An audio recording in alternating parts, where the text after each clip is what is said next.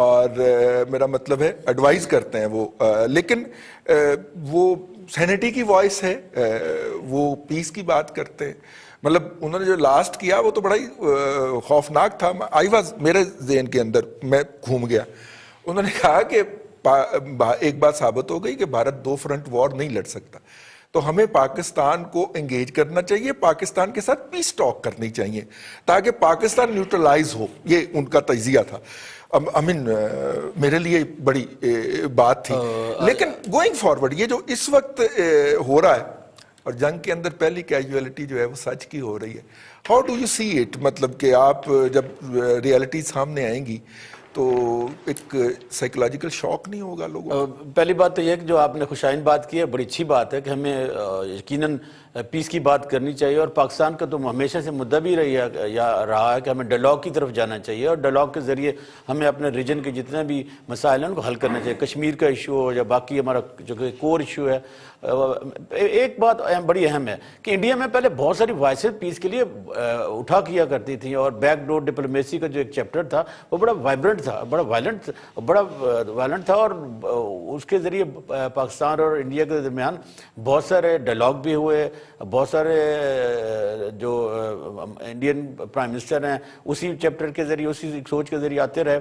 लेकिन न जाने आप जब से मोदी सरकार आई है वो जो चैप्टर है वो क्लोज होता नजर आता है। और इंडिया का जो हमने जो देखा था इमेज के जी, इंडिया एक बड़ी लिबरल एक नेशन है और वहाँ पर रहने वाले ऐसे ना करें। मोदी साहब तो आपके साथ डायलॉग करने के लिए राजी थे ना, आपके प्राइम मिनिस्टर को साइडलाइन पे मिले भी थे, आपने अपने प्राइम मिनिस्टर को गद्दार करार दे दिया था। एक अलग बात है कि हमारे यहाँ बहुत सारी चीजें सियासत की। देखिए जो आज के मुद्दे की बात करते हैं जिस पे आज हम बैठे भी हैं, कि आज एक सीरियस किस्म का एलिगेशन जो उनके नरवाइन हैं, जो उनके मिलिट्री के कमांडर चीफ हैं, उन्होंने लगाए हैं। उन्होंने कहा कि पाकिस्तान जो चाइना के नॉर्थ बॉर्डर है उस पर 20,000 के करीब एडिशनल ट्रूप्स उन्होंने डिप्लॉय कर दिए हैं। फिर उन्होंने एक और इल्ज़ाम लगाया कि पाकिस्तान ने 100 के करीब जो दहशतगर्द हैं, जो उन्हें मिलिटेंट्स वो कहते हैं, उन्होंने कश्मीर में दाखिल कर दिए हैं। फिर उन्होंने तीसरा इल्ज़ाम लगाया कि जो स्कर्दू का एयरपोर्ट है उन्होंने चाइनीज़ को दे दिया। और फिर उन्होंने जो अहम बात की, उन्होंने कहा कि चूँकि ये एक स्ट्रेटिजिक जो हिकमत अमली है, चूँकि चाइना और पाकिस्तान का बॉर्डर वहाँ मिलता है, लिहाजा ये जो हमारा बॉर्डर है ये पाकिस्तान और चाइना मिलकर एक दूसरा फ्रंट खोलने जा रहे हैं। देखिए बड़ी अहम बात यह है कि जब भी चाइना ने अभी जो रिसेंटली इंसिडेंट हुआ कि जो चाइनीज ने जो इंडियन फोर्सेस का जो ठुड्डे मारे हैं पूरी दुनिया ने देखा है, जिस पर उनके प्राइम मिनिस्टर ने डिनाई किया है कि इस किस्म का कोई इंसिडेंट नहीं हुआ, कोई 150 किलोमीटर में चाइनीज घुसे नहीं है, कोई सैकड़ों की तादाद में 20। ये प्रवीण से बात पूछ जी, वो ये भी मेरे ख्याल है हमारे जो दोस्त राय साहब बैठे हैं, हमें इनसे पूछना चाहिए कि जब इनका एक मीडिया, वाइब्रेंट मीडिया तो है इंडिया में, वो जब चिल्ला रहा था कि प्राइम मिनिस्टर क्यों खामोश हैं, बिलाखिर प्राइम मिनिस्टर को बोलना पड़ा, लेकिन जब वो बोले हैं तो वो साइलेंट रहे हैं। उन्होंने चाइना का नाम ले लिया, ठीक है, ये रिलेटिव कर लिया। मैं ये कहने जा रहा हूं कि एक तरफ वो कह रहे हैं कि हम ये भी उनसे पूछना चाहते हैं कि आप एक तरफ कह रहे हैं कि हमने जो हमें इसराइल की तरफ से जो हमारा वो स्पाइडर मिसाइल सिस्टम है वो हमने लॉन्च कर दिया। चले वो जरा बड़ी बात हो जाएगी। ये वाली बात जो है मैंने को दोबारा गुफ्तगू में लेके आते हैं। मैंने भारतीय प्राइम मिनिस्टर कहते हैं कि चीनी जो है वो हमारी सरजमीन पे नहीं आए, और जो मौजूदा पोजीशंस हैं उनसे वापस भी उनको चले जाने के लिए, कायल करने के लिए मुज़ाकरात भी हो रहे हैं, फौजी क़यादत में भी हो रहे हैं और डिप्लोमेटिक क़यादत में भी हो रहे हैं। तो ये एक कॉन्फ्लिक्ट आ गया ना जी। वो हमारी 1 इंच भी सरजमीन पे नहीं आए, प्राइम मिनिस्टर मोदी ये फरमाते हैं, और जहां पे बैठे हैं यहां से वापस भी चले जाएं। ये कॉन्फ्लिक्ट आ गया। मतलब दोनों में से एक बात गलत है, या पहले वाली या दूसरे वाली। नहीं, इसमें कोई बात गलत नहीं है। मैं इसको बड़े तफसील से आपको समझा देता हूं। जैसे आपके साथ हमारी सीमा डिसाइड है, कम से कम 1 इंच भी अगर आगे पीछे कोई होता है तो पता है कि हम पाकिस्तान की सरहद में जा रहे हैं या पाकिस्तान का कोई व्यक्ति भारत की सरहद में आ रहा है। एलओसी और एलएसी में थोड़ा सा अंतर है। तो जो नो मूव्स लैंड है जहां पर हम सिर्फ पेट्रोलिंग का दायरा रखते थे, उस दायरे में इधर के लोग भी पहले पेट्रोलिंग के लिए जाते थे, उधर के लोग भी आते थे। लेकिन चाइना ने जो वो न्यूट्रल लैंड थी वहां पर उनके सैनिकों ने कैंप लगाया, जहां पे कंट्रोवर्सी क्रिएट हुई और जिसके ऊपर आज के तारीख पर टकराव हो रहा है। जहां पर दोनों के सरहद है वो तो क्लियर है, लेकिन बीच का जो हिस्सा है उसको लेकर विवाद हो रहा है। रहा सवाल इसके पहले डिस्कशन में जो दो खास मेहमान अपनी बात रख रहे थे, उसमें एक बात मैं और क्लियर कर लूं। लोगों ने कहा कि जब से प्राइम मिनिस्टर नरेंद्र मोदी आए हैं तब से संवाद का रिश्ता टूटा है। मैं इस पर बड़े विनम्रता के साथ कहना चाहूंगा कि 2014 वो मैंने कह दिया भैया, देश के प्रधानमंत्री भैया वो मैंने आपके कहने से पहले कह दिया, आपको इस तकल्लुफ की जरूरत नहीं है, ये मैंने कह दिया। बिल्कुल ठीक है, आप वो वाली बात कीजिए कि पीएम भी चाहते हैं हर फोरम पे चीजें डिसाइड हो, और जहां तक रहा कि 2 फ्रंट खुल जाएगा तो क्या होगा, तो वार के समय में ये नहीं देखा जाता कि एक फ्रंट खुलेगा या 2 फ्रंट खुलेगा। सवाल ये होता है वार हो ही क्यों, वार क्यों हो? वो अपनी कैपेसिटी भी तो देखना होती है ना। आखिरी सवाल ले लीजिए, चाइना ने ये कहा है कि 1993 का जो एग्रीमेंट था सीमा का, परसेप्शन ऑफ एलएसी का, आपका एक परसेप्शन ऑफ एलएसी है, एक चाइना का परसेप्शन ऑफ एलएसी है। 93 के अंदर एक नई जो थी वो सीमा आपने तय की।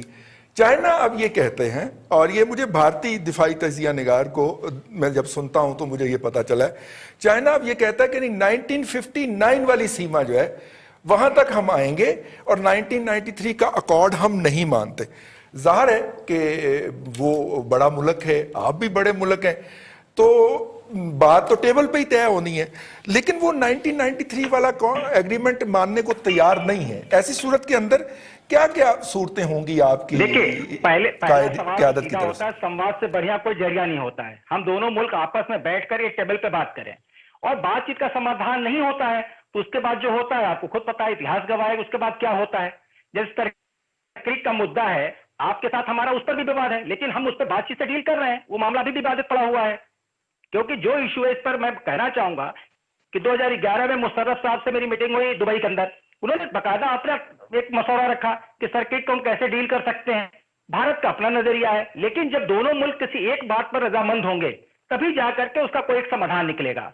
आज की तारीख में चाइना कुछ भी क्लेम करे, भारत कोई अपना क्लेम करे, लेकिन जब दोनों मुल्क बैठेंगे एक डिप्लोमेसी के तहत उसका समाधान निकलना है। किसी के एक के जिद पर कुछ नहीं होना। चाइना अपने मन से कुछ भी कह ले और भारत मान जाए, ये संभव नहीं है। तो सवाल ये उठता है कि किस तरीके से डिप्लोमेटिक वे में हम बात का समाधान करें। भारत उसका कुछ प्रयास कर रहा है और दोनों मुल्क बैठ रहे हैं। आप जनरल कमांडर स्तर की बैठक हुई, उसमें चीजें कुछ डिसाइड हो रही हैं, डिप्लोमेसी स्तर पे एमईए के अधिकारी बात कर रहे हैं। ठीक, इसमें एक छोटी सी बात ले लीजिए कि नेगोशिएशन के लिए बैठने से पहले तक जाहिर है जिस मुल्क के पास ताकत होती है वो अपने आप को डोमिनेट करता है। जैसे भारत के पास ताकत थी तो उसने कश्मीर के ऊपर अपना कब्जा एस्टेब्लिश कर लिया, तो अब भारत का सामना एक अपने से ताकतवर से पड़ गया। तो मैं इसे करेक्ट कर दूं, कब्जा शब्द गलत होगा, कश्मीर पर कोई कब्जा नहीं है।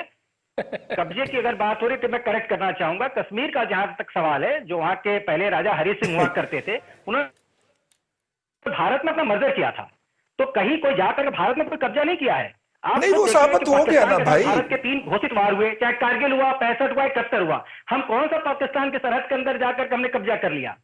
सवाल ये उठता है कि कोई कब्जा करने की नीयत कभी भारत की नहीं रही। भारत हमेशा इस बात के लिए कहता रहा है अपने पड़ोसी मुल्कों के साथ कि आप अपनी गरीबी को ठीक करें, आप अपने यहाँ खुशहाली लेकर आए, अपने स्वास्थ्य की सुविधाओं को देखें, नागरिक कैसे वहां संपन्न हो इसकी चिंता करें। क्योंकि सबको यही आर्गुमेंट चाइना की तरफ से कबूल कर लीजिए। भट्टी, हमारे मुमताज भट्टी साहब हैं, वो आपसे कोई बात करना चाह रहे हैं। जी मुमताज भट्टी साहब। जी जी रिजवान साहब, ये बड़ी अच्छी बात इन्होंने की विजय साहब ने। मुझे एक बात बताएं कि बरखा दत्त ने आज एक ट्वीट किया है और उसने एक वीडियो ट्वीट की है जिसमें उसने कुछ लोगों को यूपी जाते हुए दिखाया है और उसमें वो उनके बच्चे भी साथ हैं और वो कहते हैं जी कि हमारे पास खाने को कुछ नहीं है, भूख है और हमें कुछ मिल नहीं रहा। और ये 1-2 नहीं है, काफ़ी ज़्यादा तादाद में लोग हैं और ये माइग्रेशन वहाँ से हो रही है। जो बरखा दत्त ने रिपोर्ट किया, मैं उसको कह रहा हूँ। जिस देश के प्राइम मिनिस्टर जो है वो अरबों डॉलर की असला और बारूद खरीद रहे हैं, उसको नहीं सोचना चाहिए कि अपने लोग भूख से मर रहे हैं, अपने लोग प्यास से मर रहे हैं और उनकी जो रोजगार है वो खत्म हो चुके हैं, उनके ऊपर उसको पैसे। और मैं एक चीज बड़ी बात, ये कोई पॉइंट स्कोरिंग वाली बात नहीं है कि ये दोस्त हमारे बाहर से हैं और हम इधर से। मुझे एक बात बताएं, इस वक्त एक मिनट सिर्फ देखिए, इस वक्त हमारी जो इकोनॉमी है वो आपको पता है रिजवान रईस साहब किस स्टेज के ऊपर पहुंच गई। तो वाहिद इंडिया इस रीजन के अंदर दूसरा एक ऐसा मुल्क था जिसकी चाइना के बाद इकोनॉमी जो है वो ग्रो कर रही थी। इनको घेरा डाला गया आलमी ताकतों की तरफ से और एक जंग की तरफ धकेला गया, और अब इनसे ये एग्जैक्टली इनको असला बेच रहे हैं अपना अरबों डॉलर का, अमेरिका भी, इसराइल भी और फ्रांस भी। अब मुझे एक बात बताएं कि ये वही सूरत हाल है जो ईस्ट इंडिया कंपनी जब आई थी हिंदुस्तान, जब उनकी अपनी मशीनें डूब गई थी, हिंदुस्तान को लूटने आ गए, इसी तरह इनको अब लूटने जो है वो अमेरिका और बाकी आज की बात आ गई, फ्रांस और बट सर इस सेगमेंट का टाइम वो इनको लूटने आ गए हुए हैं। जी ठीक है, विनय आप इस पे कोई रिस्पांस करना चाहें क्योंकि टाइम खत्म हो गया हमारे यहाँ लाहौर में इरसलान भट्टी साहब भी हैं। मैं बहुत छोटा सा उनको दे दें। जी जी कि बरखा दत्त का एक इंडिविजुअल एक रिपोर्टिंग हो सकती है, लेकिन कोई मुल्क कोरोना से बचाने के लिए अपने नागरिकों की जान की हिफाजत के लिए अगर पूरा लॉकडाउन करता है और अचानक माइग्रेंट लेबर चलते हैं तो एक समस्या खड़ी होती है सामने। लेकिन हमारे मुल्क के प्राइम मिनिस्टर में ये हिम्मत है कम से कम, उन्होंने साबित कर दिया कि नवंबर मंथ तक जितने भी गरीबी रेखा के नीचे के लोग हैं या आवाम के लोग हैं जिनको खाने की दिक्कत है, नवंबर तक फ्री ऑफ कास्ट भोजन उनको मुहैया कराया जाएगा, उनको राशन दिया जाएगा। तो गवर्नमेंट एक तरफ चिंतित है अपने नागरिकों को लेकर के भी, और डिफेंस सेक्टर को भी लेकर उसको मजबूत होना पड़ेगा। कोई आज राफेल का एग्रीमेंट नहीं हुआ है कि आज इस तनाव की स्थिति में हो रहा हो, कोई जो मिराज कोई आज का नहीं एग्रीमेंट है। तो जितने भी एग्रीमेंट है पहले के एग्रीमेंट है, और हर देश को अधिकार है अपने सुरक्षा को चाक चौबंद करने का और अपने नागरिकों की हिफाजत उसकी सुरक्षा करने का। जी बहुत अपना ब्रेक पे जा रहे हैं जी, ब्रेक से वापस आएंगे तो हम अगले लोकल इश्यूज को डिस्कस करेंगे।